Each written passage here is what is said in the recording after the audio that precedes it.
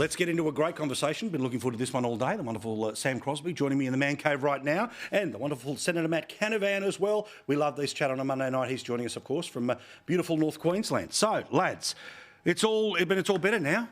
Like, the government's fine. Polls will go back. There was no sacking of anyone. The Prime Minister, when asked why was Giles moved, or Claire O'Neill, because there was a reshuffle, was his answer. Sam, do you feel like, there's been a complete revolution? How many times have I been on this show and had you saying, we need a reshuffle, we've got to have a reshuffle, and now we have a reshuffle. Sack! We now have a reshuffle, and you're saying, why are we having a reshuffle? I'm just saying, normal people don't care, right? Like, so of course they don't care. Yeah, so your sense of political change, right? Like, if you're doing it under the cover of the Olympics, you kind of don't want people to notice. Look, I think the immigration, as we've talked about many times on this show, immigration become this weeping sore for Labor that they needed to cauterise. They needed to do something to stop the bad news stories and move on. Tony Burke, I think, will do that, genuinely. I think we'll do that. I'm sure Matt's got a different view, and I'm sure you've got a different view about his handling of industrial relations. Within Labor, he is seen as an absolute success on this. Everyone... the unions everything they want. Well, not just the unions. What we need now is, but where's... Smugglers Union. Sure, but where are the employers saying that he was an abject failure? Don't disagree. Genuinely, there was a very short-lived scare campaign about something or another that then went nowhere as soon as they saw the detail of the bill. He dominates the House in a way that very few other people can. My pick is you're going to see this immigration issue in the next 6 months, right around the time of the next election, completely fade from the headlines. Well, I mean, as we know, Matt, there was some data around that apparently the actual number of people that had been released in the end, about 500, all of that will, of course, be backfilled to the previous two ministers. But the thing... I understand message discipline, and I understand governments having a level of self-confidence and never admitting a mistake, all the rest of it. But we're living in fantasy land, aren't we? When, if the reason these people had to be moved was because there's a reshuffle, why did the Attorney-General keep in their position? Why did the NDIS Minister keep... the whole point was they were underperforming and they had to get moved. Now, the Prime Minister always comes up with a little dance series of words to make it seem like, going backwards is going forwards. But if this was an area that was hurting, feel free to admit that you were getting it wrong. Well, I think what people see out on the ground is that Anthony Albanese is applying different rules to his ministers, to politicians, than what apply to them in the real world. Mm-hmm. In the real world, if someone in their job in a senior position presided over the kind of stuff-up we saw last year where more than 100 criminals were released onto our streets, about 30 crimes were committed by those criminals after they were unnecessarily released. If that had happened in the real world, people would lose their jobs. They would lose their jobs, and they know that. They know they'd be held accountable in the workplace. At the very minimum, they'd be demoted or miss out on bonuses. They know that. They know going to work, they're under that pressure of just basic everyday jobs in this country. Yet our politicians seem to be held to a totally different standard when incompetence actually leads to promotion. Because that's what Claire O'Neill's got. She's been promoted 100%. After presiding over this monumental stuff up into a more senior and important portfolio.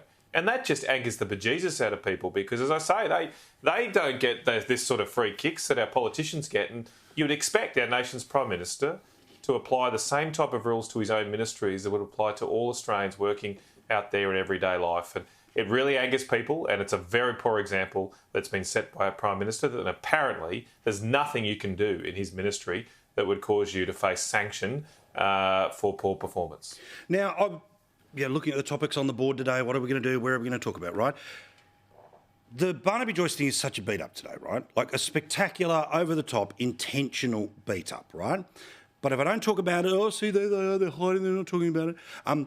Clearly, I've talked about sort of the emotional rhetoric and increasingly violent rhetoric that was in and around American politics, but our politics is different. That said, we should talk about it for that very reason. I'm not going to play you all of the stuff, despite the fact that it's all there to be seen, right? You saw what was said, which was a poor metaphor, which was about voting, not about shooting, not about killing, but about voting. He then apologised. Oh, but the Prime Minister was indignant and this was the story of the day and, all the Karens on the internet going crazy, right? So, Sam, is this the single greatest reason why Barnaby Joyce should be scrubbed from the political record here? Because, again, should he have said it? No. But when you apologise, and if you apologise quickly, and it was a poor metaphor, then I'm not really going to set my hair on fire for 4 days about it. Sure, I realise the forum that I'm in, and I'm very reluctant to go Barnaby Joyce on Paul Murray Live. But for heaven's sakes, this is a week after the former president of the United States was shot. And you're using a gun metaphor at the best of times, but a protracted gun metaphor where we're talking about loading a magazine of votes. Paper. Sure. And to use the paper in the ballot box, not to kill people. No, hold on. He's talking about a minister who needs protection because of the large number of verified threats that he and his family get. Yeah, but Peter Dutton had these things. Now, I didn't see sort of a great mercy rule being played there about a new tone, the new tone of politics. It's like, look, is it a shocker? Yes. But when you say sorry, I just don't think it's... I'm sorry, I completely disagrey. So you say that's it? No, I don't say that's it. I think he needs to be, Do you think he should be sacked over this? That's the question, Sam. Protracted. This needs to be a little bit protracted. Okay, but do you agree with the PM that that's it? Off from the shadow ministry. Peter Dutton must get rid of him. Pretty much. But isn't getting rid of also a metaphor for killing people? But you don't get rid of Claire O'Neill. You don't get rid of Claire O'Neill for actually stuffing it up. If anyone in Labor had said anything similarly like this about Peter Dutton at any stage, I would be sitting here saying, yeah, absolutely. And that shows the difference. That shows the difference.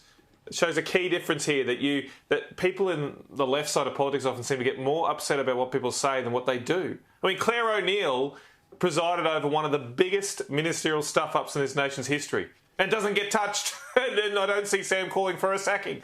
But someone says something in the heat of the moment that is wrong and wasn't the right thing to say. Barnaby's admitted that.